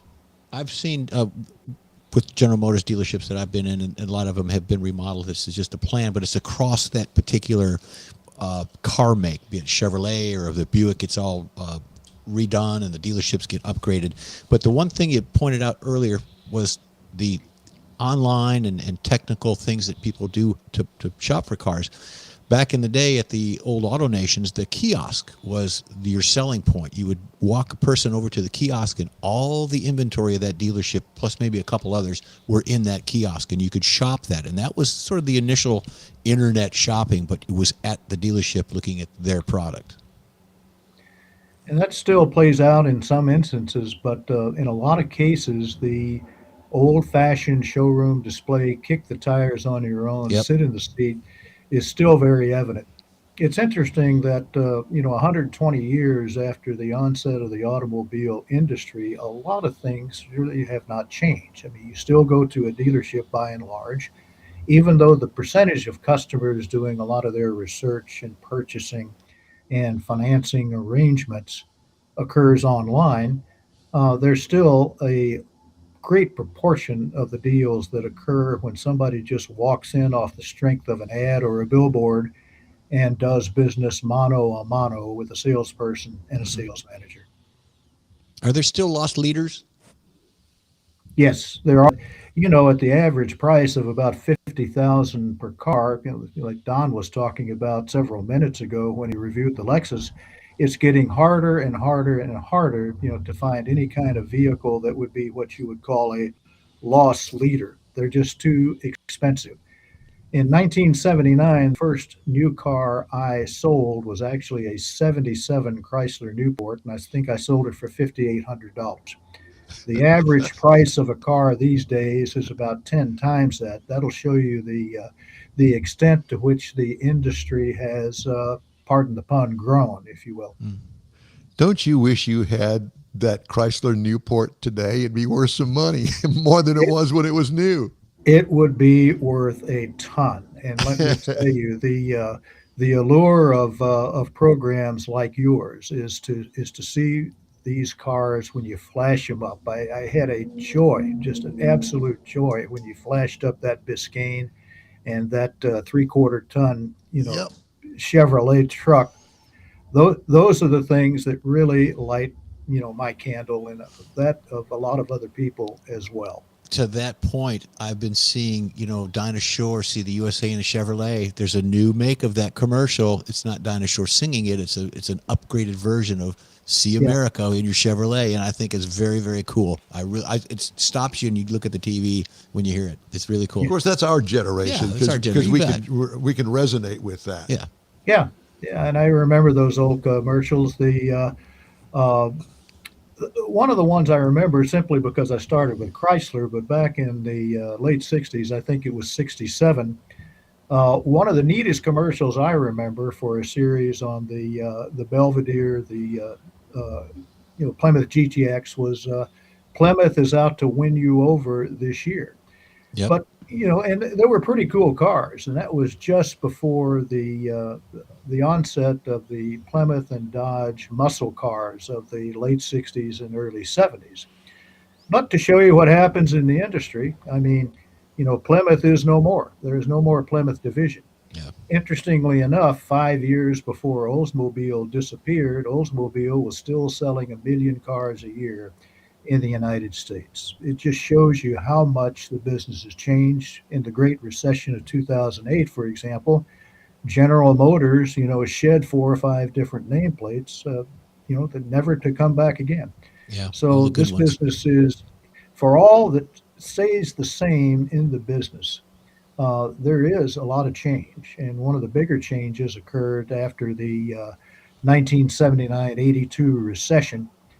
And everybody was scared out of their wits. Chrysler almost went away. But that was a sea change for the industry. Fast forward 45, 50 years, the size of the cars is much smaller. GM has gone from a 60% market share to the point where imports dominate the market right now between the Japanese, the Koreans, and to a lesser extent, some of the European brands as well. But it's forever changing, and in some cases, like the sales process or the dealership experience, it pretty much remains the same. Right. You got to have a need and you have to have a benefit.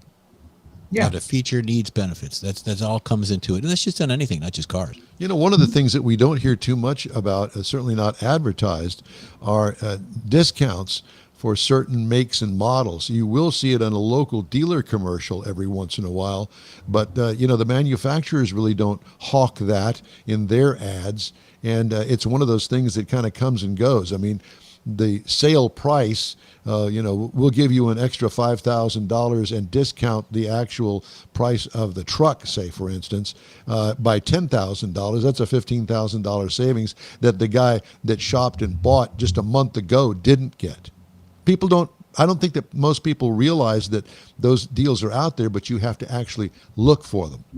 Well, not only do you have to look for them, you have to be aware of them when you walk into the store, and that's where the technology comes in. You can drill down and to see what some of the manufacturers' captive finance sources leasing deals are.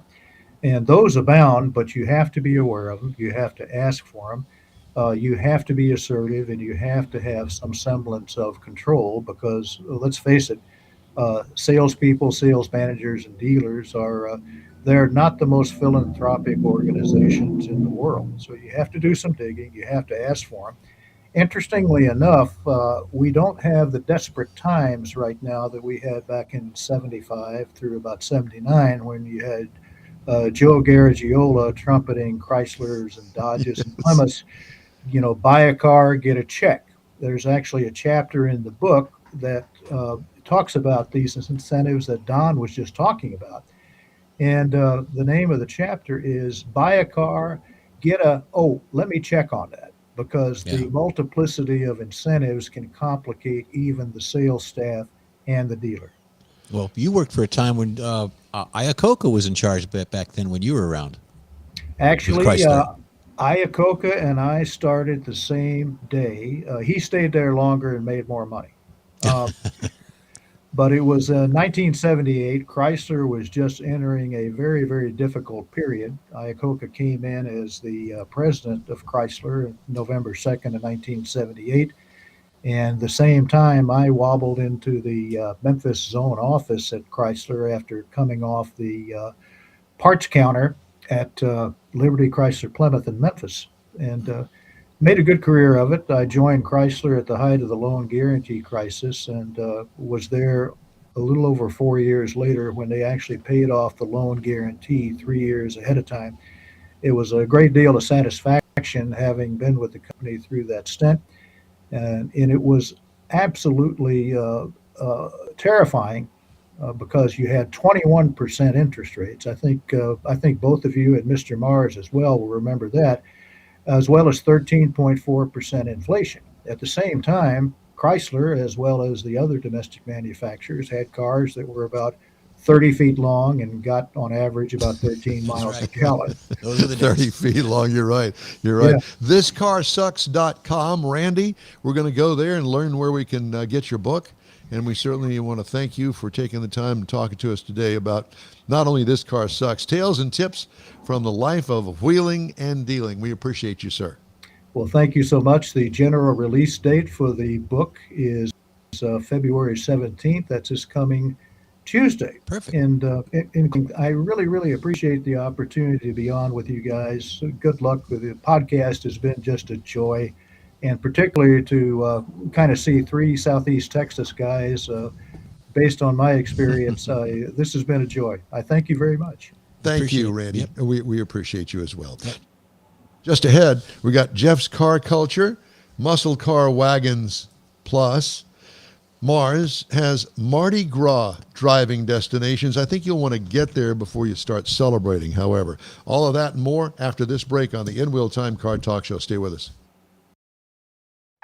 The Tailpipes and Tacos renowned cruise in expands to Beaumont. Golden Triangle cruisers will want to experience Tailpipes and Tacos at the Loopy Tortilla, I-10 South in Beaumont near Washington Boulevard. Grab free Loopy breakfast tacos with any donation to Shirley's Kids. Enjoy a coffee or an adult beverage. Every cruise-in vehicle is automatically entered to win one of the beautiful chili pepper trophies for Best Hot Rod, Classic, and Modern Classic. Tailpipes and Tacos Beaumont happens Saturday morning, March 21st, 8 to 11 a.m. If you're a car geek like we are, this is the event you'll want to attend. The In Wheel Time Car Talk Show will be online live, and you may be interviewed about your ride. Tailpipes and Tacos Beaumont edition, Saturday, March 21st, 8 to 11 a.m. at the Loopy Tortilla, 2050 I-10 South in Beaumont. The Katy Tailpipes and Tacos happens Easter Saturday, April 4th, 8 to 11. The free Tailpipes and Tacos Cruise-In is a production of Loopy Tortilla Tex-Mex, Beaumont, and Katy. Tastes pretty good. Apple or Android, In Wheel Time podcast can be found everywhere, on the stream and through downloads. Whether you're on the road or at home and jonesing for a different kind of car talk show, give In Wheel Time a try. Honest new car reviews, fun. Well, that wasn't good. You own a car you love. Well, why not let Gulf Coast do away with that and try that again? So if that's okay with you, we'll just continue on. Is that all right with you, Mr. Mars? Yes, sir. Okay. Mr. Mars, he's not the only one that has problems this morning. So do I. because I wound up telling everybody that we're going to talk about Jeff's Power Wagons. No, that's not what we're going to talk about. In this section, we're going to talk about products made by famous car brands, Jeffrey. Yes, Mike, if you're ready, let's get going. Famous car brands, most people know Ferrari, supercars, Honda for reliability, but car companies don't always stay in their lane. Over the decades, many automotive giants have ventured into surprising territories, some logical, some completely baffling. The results range from generally useful to questionably bizarre. So here we go. Check out that Ford tractor there. That looks pretty good. Ford made tractors too. The next one we have is Porsche kitchen knives. The precision engineering that goes into a 911 apparently translates into cutlery. Porsche Designs created a line of kitchen knives with the same attention to detail that they apply to their vehicles. Hey, something for you to give Kathy on this Valentine's Day, some Porsche knives. There for you her go. kitchen. Oh, she probably would want the Porsche, not the knives. These aren't cheap stamped blades. They feature Damascus steel, ergonomic handles, and the price tags rival professional chef equipment. You can slice tomatoes with the same brand you used to carve the canyon roads. Oh, I like I didn't write Oh, it, but nice that was touch. good. Yeah. That was a good one. The next one we have, Michael, is Honda Aircraft. Honda spent decades developing the Honda Jet, a small business aircraft that entered service in 2015. The project started in the 80s when most people still associated Honda exclusively with Civics and Accords. The jet features engines mounted above the wings, an unusual configuration Honda claims improves efficiency and cabin space. They moved from highway commutes to commercial flight with the same methodical approach they apply in everything else. I Look see at those that. frequently at the airport. Yep, those are cool airplanes. Slick. Michael, the next one, BMW bicycles. BMW produces high-end bicycles that carry the same badge as their cars. McLaren also makes bicycles. A McLaren bike is $13,000. Check that out. The Cruise bike line includes models with minimalistic frames, integrated lighting, and design cues borrowed from their motorcycle division. Some versions cost more than used cars. The brand positioning makes sense with both products. Promise premium German engineering, professional transportation, just a bit of different things for power sources. All right, next one we got is a Peugeot pepper mill. Long before Peugeot became known for hatchbacks and sedans, Wait a minute. What are those things coming out of that deal? those are peppers. Those are pepper seeds. Okay. Yeah. Yeah, I have to tell you, I had a little trouble figuring out what that was myself. Oh, it's Peugeot It pepper. looked like yeah. some sort of an infection or something. Well, put some ointment on it. The company manufactured tool and kitchen equipment. So there you go.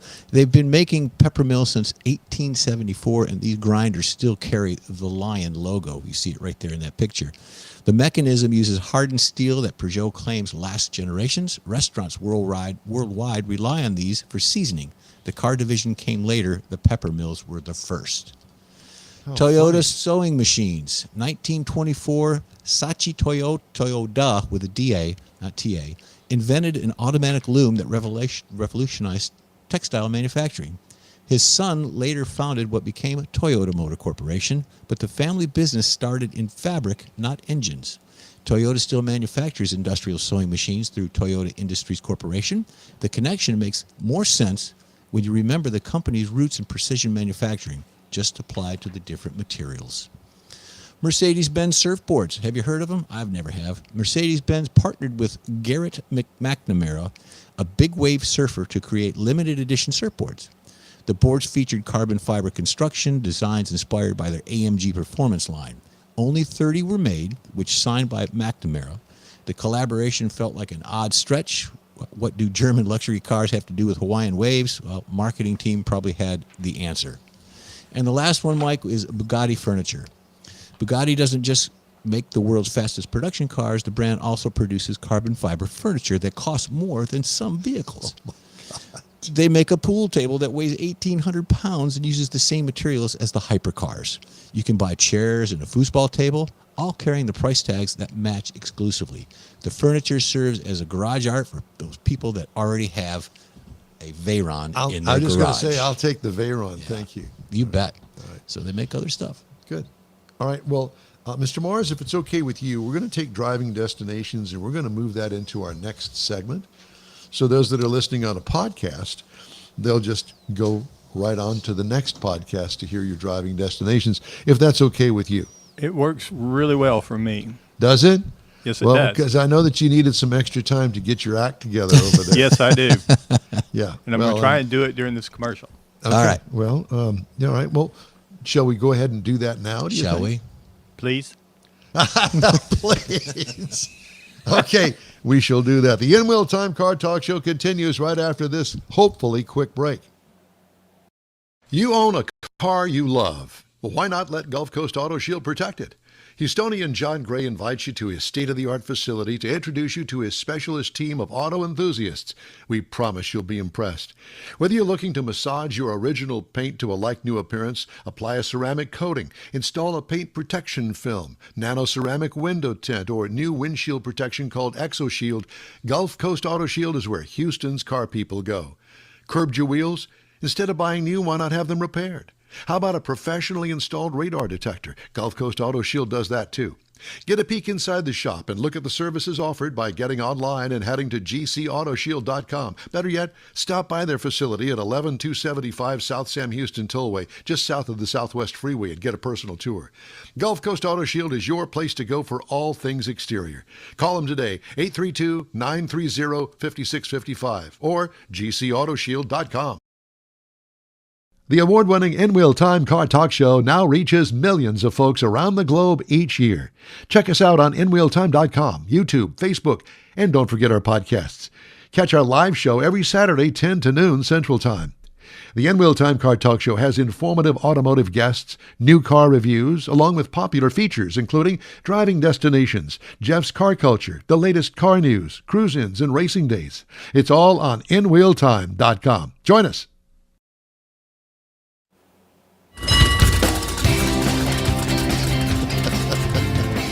And the chaos continues, Dun, dun, ladies dun. and Absolutely. gentlemen. It's the award-winning In-Wheel Time Car Talk Show. Jeff will have the cruise in and events calendars. I'm going to have a special here on EVs. And Mr. Mars is going to do his driving destinations. It's all coming up in this portion of the In-Wheel Time Car Talk Show. Thanks for joining us, and howdy, along with Mike out of this world, Mars in Neaterville, Texas. We always need more Jeff Zekin, master studio and transmitter engineer David Ainsley. I'm Don Armstrong. So glad that you could join us on Valentine's Day. If you're listening on a podcast, that's when we have recorded this for you. If you're listening live, well, hugs and kisses. Let's do the story this hour, if you don't mind, because Mars needs some more time to get his act together over there. All right, and we're do going to it. give him that. Automakers are unwinding their electric vehicle bets at a cost approaching, are you sitting down? Yep. 50 B as in $1 billion, a stark measure of how much the industry misjudged what buyers would embrace and how fast. I think they said, we got to build one. And then they went, well, wait a minute, there's no infrastructure to support this.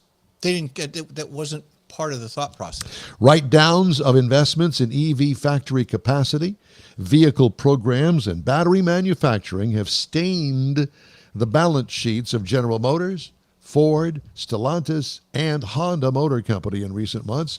The charges range from an expected $1.9 billion by the end of March for Honda to roughly $26 billion for Stellantis, which didn't specify how much of what it called a reset of its business was EV-related. Automakers still plan to channel some profits from their gasoline vehicles into EVs and battery development and continue pushing for lower costs. We'll see if that happens. The charges follow years of dialing up EV development to keep up with increasingly stringent zero-emission regulations in the U.S. and Europe. Automakers also had to respond to competitive pressures from Tesla and startup EV manufacturers, Rivian and Lucid Motors, as well as the potential threat posed by up-and-coming Chinese automakers, and they are coming in strong. Flooding it. For a time, the market was definitely moving big time toward EVs, according to David Whiston, a U.S. auto senior equity analyst at Morningstar. Other CEOs, had they been in the shoes of GM's Mary Barra, Ford's Jim Farley, and former Stellantis chief Carlos Tavares, would have made similar moves, according to him. Mainstream U.S. buyers have proved reluctant to switch from combustion vehicles, citing higher purchase prices and concerns about battery range, charging speeds, and where to charge them. President Trump also moved quickly in his second term to relax federal regulations, ending penalties for non-compliance with fuel economy standards and scuttling the $7,500 federal tax credit that helped offset high EV sticker prices. The result? EV sales are slowing, and automakers are reassessing how much production capacity they need, converting some factory space back to combustion vehicles and canceling entire programs. U.S. buyers registered 1.3 million EVs in 2025 for a 7.8% share of the new light vehicle market, down slightly from 8% in 2024, according to S&P Global Mobility data. GM disclosed more than $7 billion in EV-related charges for 2025, and in January said it expects to take a lesser amount in such charges, but they don't say how much. The automaker canceled its Chevy BrightDrop electric commercial van and repurposed a planned electric pickup plant near Detroit to instead build gasoline trucks. Thank you. Ford's EV pivot will cost about $20.9 billion through 2027, slightly higher than it originally projected, though it took the bulk of the charges in late 2025. It canceled the F-150 Lightning electric pickup in December and instead plans to make an extended range model with a gasoline engine that acts as a generator. Ford previously canceled a pair of three-row electric crossovers. The company will record about $7 billion in charges this year. Some of the cash-related charges are settlements with suppliers that invested to add capacity based on automakers' projections that would build a certain number of EVs, according to Mike Ward, a U.S. auto analyst at Citigroup. Stellantis previewed $26 billion in charges February 6th, ahead of releasing its full 2025 financial results later in the month. On a call with analysts, Stellantis said substantially reduced EV volume and profit projections are anticipated. Automakers revising their EV strategies to better fit the market. They're all trying, but boy, I'll tell you what, they got some catching up to do. One thing I didn't hear in that, Volkswagen is part of that too. I read in that same similar story that Volkswagen has taken that bus may not be around very much longer. Yeah, the VW mini microbus Micro, or whatever they calling call it. Yeah, Right. What a disappointment. It's hard for me to understand. Even though they swore up and down that the EV thing was going to go big, if you're going to design something and you've got two forms of powering the vehicles, you got gasoline over here and you got electric over here, why not build a platform that accepts both? Mm-hmm. And that way you've kind of hedged the bet, I think, because if the EV isn't selling this year because it's priced too high, then put a gasoline engine in it. But I don't think that they can do that with everything. No, Some I of don't them are think so. designed strictly for electric power. I think that's true, and they're also trying to look 3-4 years out. They used to plan 5 years out. So if you got the regulators sitting here on top of you saying you've got to meet this criteria by these dates, come hell or high water, we're not giving you any slack, then you're kind of forced. They got forced to going into a certain direction and putting those resources in there in a hurry. They didn't really have time to think about it and be logical like you're talking about, I think. Well, did you see some of the size of these battery factories that they're currently building? Huge. Like these ginormous Amazon warehouses that we see around Houston, all over the place. Yeah. These things are like 10 times the size. Yeah. It's like the size of a factory that would turn out a car. And what are they going to do with them if the EV market shrinks enough that they don't need all that capacity? Well, one of them, and I can't say for all of them, but one of them has already said, hey, we've got deals, this battery factory manufacturer, we've got deals with several automobile manufacturers. So at least they hedged their bet as opposed to GM saying, well, we're going to build batteries just for us. Well, that's part of the money they're losing because they had to pay all these vendors off for the contracts that they didn't abide by. That's what that's all about there too. Yeah, I wonder how a many whole lot. people lost their Yeah. jobs over this. Probably quite a few. I mean, the ones Not that as said, many oh, as going to. Right. Well, but- that's true. And it's the money that's the large amount, not the people that's the large amount that are going to lose their jobs. So they're talking about all this inflated money, da da da da. What there's the folks that work there. I tell you what, I think that the silly thing that Toyota did, 25 years ago? They came out with this ugly little car called a Toyota Prius, and everybody laughed at it and made fun of it and all of that sort of thing. And then here comes GM trying to copy it. And now they're all doing it because it's a hybrid. It's got a Right. gasoline motor in it, and it's got a battery in it, and it gets like 50 miles per gallon. Hello. Listen, Well, a lot of people, including us, were talking about that years ago, that seemed to be the way to go, at least through the transition. And if people would have went that way with a transition plan to go from the hybrid to the plug-in, et cetera, they wouldn't be so deep into it now. And it might save them a lot. well, Could have. I'll tell But what you has been is what will be. the majority of the cars that I get to drive, I get fortunate that I get to drive a new, different car every week, and people going, how do you get that deal? You don't deserve that. Well, probably don't deserve it. But, back in the day when I was doing this stuff, when I started, what was it, 1999, I think, I got to drive the new Prius. And now most of the cars that I get are hybrids. And I absolutely love them. I hate it when I get a pure EV because I don't have the charging structure here at my house.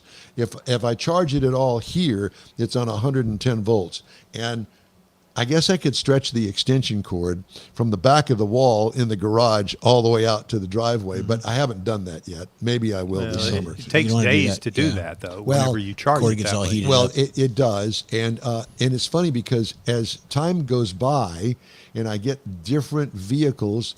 I had one just recently. I can't remember the name of it.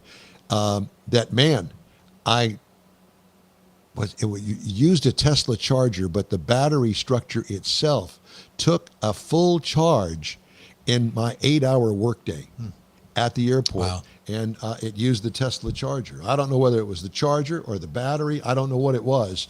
But boy, I'll tell you what, I got a full charge out of that thing.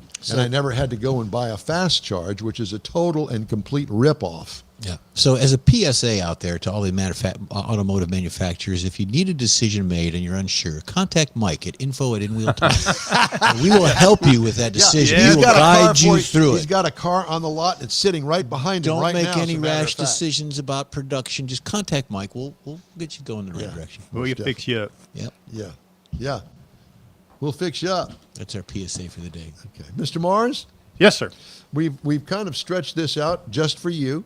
Well, I So- appreciate that. Yeah, so you can do the complete and full I got it, Mike. driving destinations. Cool. Well, I want a disclaimer here on this very first one. Oh, I'll God, put a here we disclaimer go. out Yeah. that we're not encouraging anybody to go road racing or anything like that, but a lot of people do enjoy driving, and they do enjoy the way their car handles in some driving situations, such as FM 170 River Road. Now, this is down in the Big Bend State Park. Now, this is a 30-mile drive that runs between Lajitas and Presidio. But again, this is the Big Bend State Park, not the Big Bend National Park, which is across the highway. This is the biggest park inside the state of Texas, 311,000 acres. Got a lot of desert scenery, long sight lines, which is important, minimal traffic. So it's great for focused driving. But be careful, there's not a lot of fuel, and there's definitely no place to charge your EV down in that part of the world. Another place you might want to go to, but it's a little further up north, is the Palo Duro Canyon Loop. Now, this is up in the Panhandle. It's got sweeping canyon views and red rock backdrops. Now, what this does, though, it actually drops you down into what's considered the Grand Canyon of Texas. A lot of smooth curves, elevation changes, and you get up against the wall of the canyon. Really nice, and it's perfect for a scenic drive. It's only 16 miles long, but it takes between 60 and 90 minutes to actually make this drive. Wow. And you may have heard of this Palo Duro Canyon because that's where you're going to also find the Texas Outdoor Musical Amphitheater. And I know a lot of people have gone up there to see that musical, and they've never taken this road to drive down into the canyon and stuff, where I think you might enjoy that as well. Then you get a little bit closer to home. We can go to the Devil's Backbone Run, which is Rural Route 32. Now, this goes between Wimberley and Blanco, and it runs a scenic ridge line down through the hill country. And I've been on part of this through the rolling hills and the curves. Got some nice tight bends to go along with the big views on it. And so it's got a lot of flowers during the spring, and it's got an elevated driving experience because of the way the road is laid out. And this is also considered the most haunted road in Texas. Wow. If you want to go hunting for ghosts. Then we get a little bit even closer. Inks Lake. Now, this is near Burnett, and it goes through a lot of the granite that's up there in that part of the world alongside Inks Lake.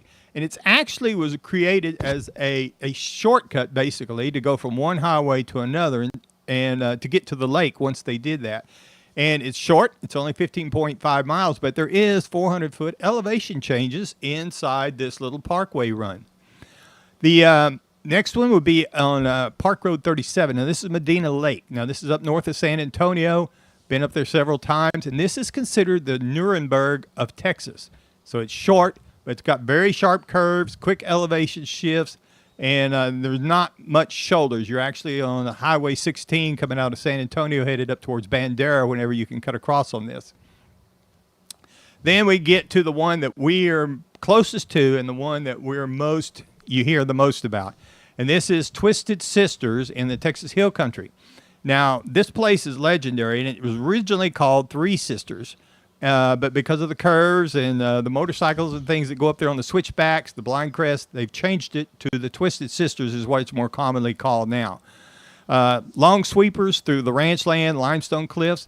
Now, I will say that between 2010 and 2024, there were 259 reported accidents on this road. Wow. 249 were listed as driver cause. 191 left the roadway. 167 involved speeding. Now, this is a very popular place for Come on. motorcycles out there on the weekend. They tell me that there's a lot of them. If you're in your car and you want to experience this roadway, you ought to go during the week if possible. But those are a few of the places in Texas that you can go around and have a little more driver experience in your car if you would like to. Where is Twisted Sisters? It's up north of Wimberley. I'm trying to, and my mind went blank. I'm flipping back around here to it. Okay. And you can go up through there in Green. You go up through Green, and you can find it up through that way. So north of Austin. Yeah, kind of north. Yeah, north and West. yeah. Yeah, it's west of Austin and Wimberley and stuff. So it's a Wimberley's 100-mile loop. Yep. So it's one of the bigger ones. You're probably on some of it, not the actual road, but that type of road when you go up to Wimberley, because there's a lot of that switchback and up in the mountains. And Yes. Yeah. So you get up into the hill country, there's a lot of It's very places pretty. that you can do it. And But, Mike, the bluebonnets are coming out. I'm hearing that West Texas has got some bluebonnets already blooming. Yeah, they so- got a lot of water, a lot of Right. rain this year, so they've got a lot of moisture in the ground, so that helps the bluebonnet crop, Yeah, keep among us other informed. things. Yeah, unfortunately, we had a freeze around these parts, and I don't know, it may delay the blooming of the bluebonnets out here.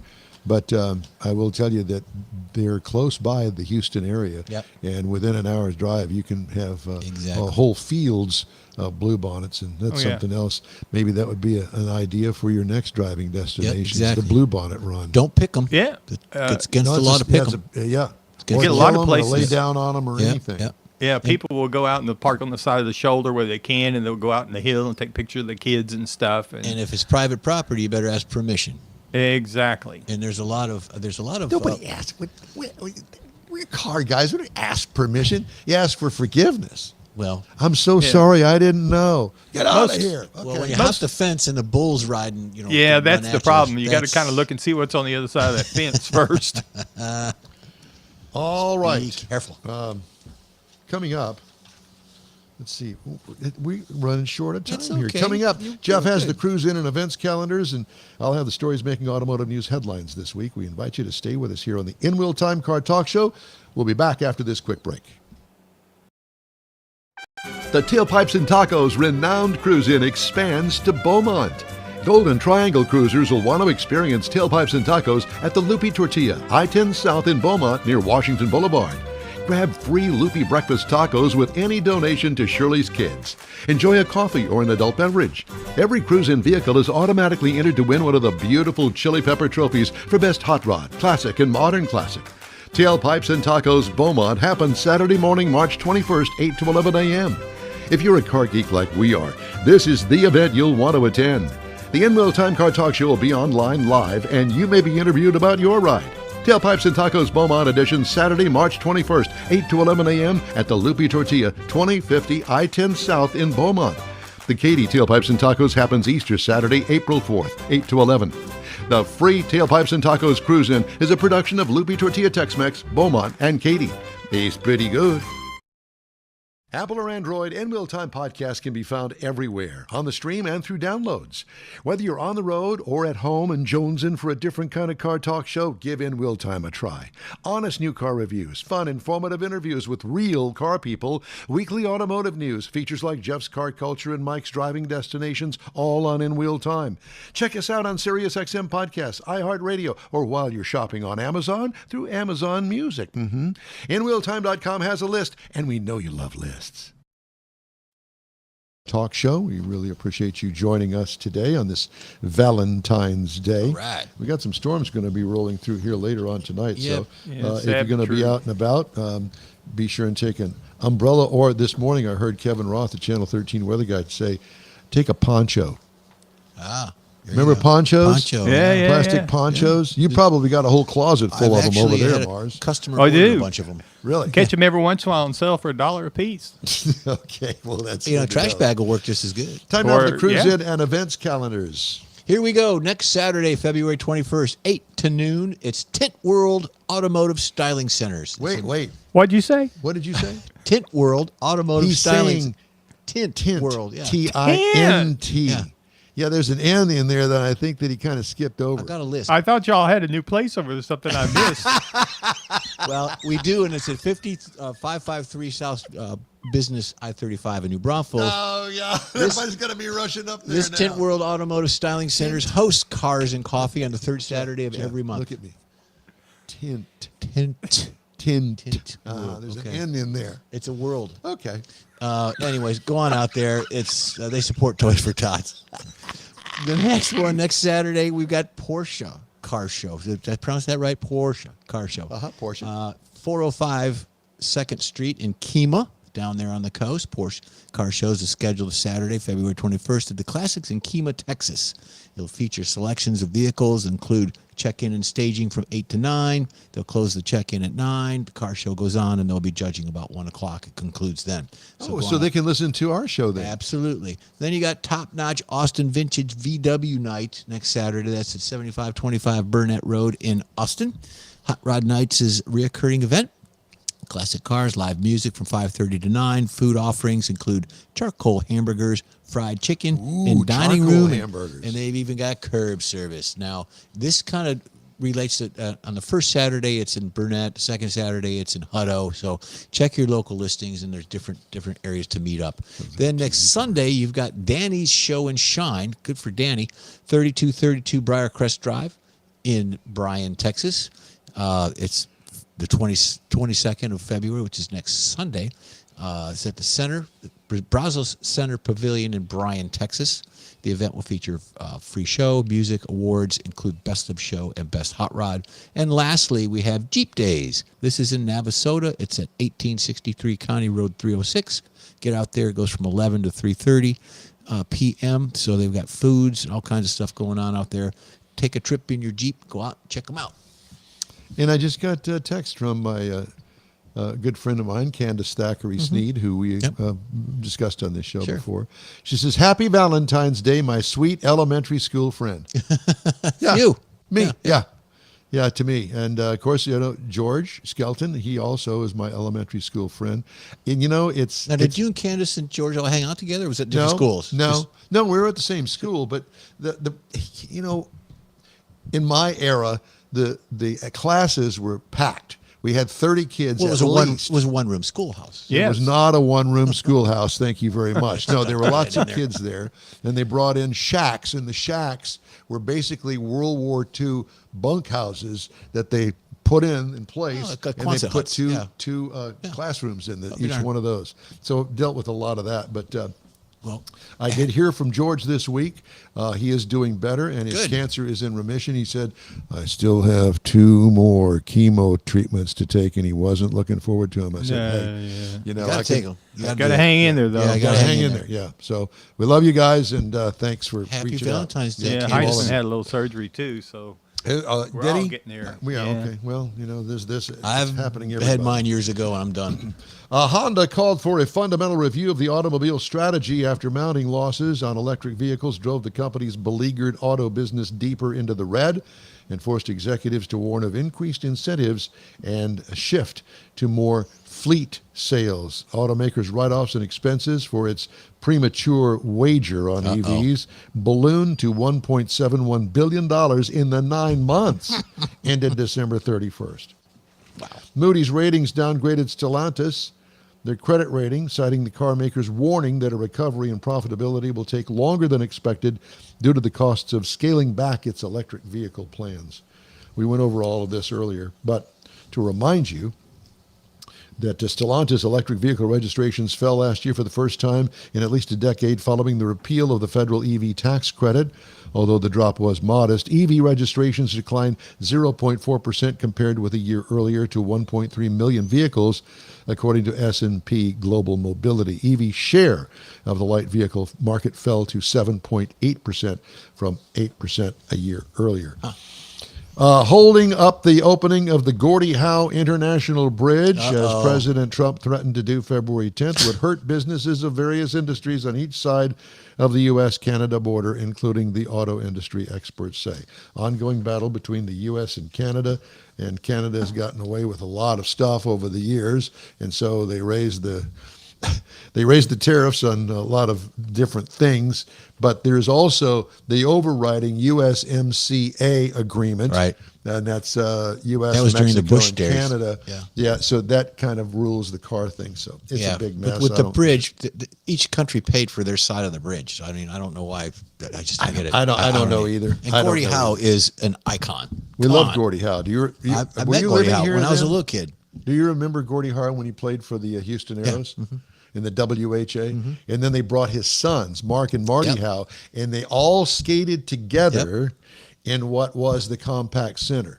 Okay, and I will never forget those. The whole team protected Gordie because he was old. Yeah. And somebody got in a tiff with him from the other team, not realizing that the entire team would come out on the ice and pummel this idiot who got into it with Gordie Howe. That's- Now, let me tell you something. Gordie Howe, at 50 years of age, could still take care of himself. Well, see, that's very what we well. do. When we go on remorse, we kind of get around you to protect you that way, too. That's right. For Right, people Mike? wanting to kill Yeah. me, Mars. You hear that? Protect- Yeah. So there's that. Robotaxi operators are preparing to scale across the U.S. as Waymo, Tesla, and others battle for early market share, but recent injury crashes and traffic violations are testing public acceptance despite robust safety claims. The industry has seen how quickly public trust can unravel. Uber shuttered its self-driving program after a 2018 fatal crash while testing in Arizona. The Cruise did the same thing after a pedestrian was dragged under one of its cars in San Francisco. So be on the lookout for any of those robo-taxis around. Zook's robo-taxi in San Francisco hit a parked car after the driver opened a door into its path on January 17th. Robo-taxi identified the opening door and tried to avoid it, but contact was unavoidable. And the list goes on and on. I did want to mention that the fact of talking about robo-taxis, new cities for robo-taxis will include Dallas, Houston, Oh, boy. Detroit, Nashville, Baltimore, Pittsburgh, and the list goes on and on. We'll have to get back to Wallet Hub after we've had it for a while and see where the worst problems They might be are. working on that now, yeah. Yeah. Newest version of the venerable and top-selling Toyota nameplate will be short one thing that all of its predecessors for the last 25 years have had, an engine. The 2027 Toyota Highlander will have a far more spacious interior than the outgoing model because it will transition to be an electric-only Oh, Lordy. vehicle. There you go. We just had an hour and a half discussion on that. I know Yeah, that. but see, I think that's another one of those things they're in too deep to stop now. I agree. Yeah, it's and very- we'll- but yeah, I think will you're they right. sell it? Who Yeah. knows? Time will tell. Eventually, you got to cut your losses. Yeah, I but they guess can't so. cut their losses and write it off if they don't try and sell it and prove that it's a loss. We're going to wrap up today's show after this quick break. Stay with us.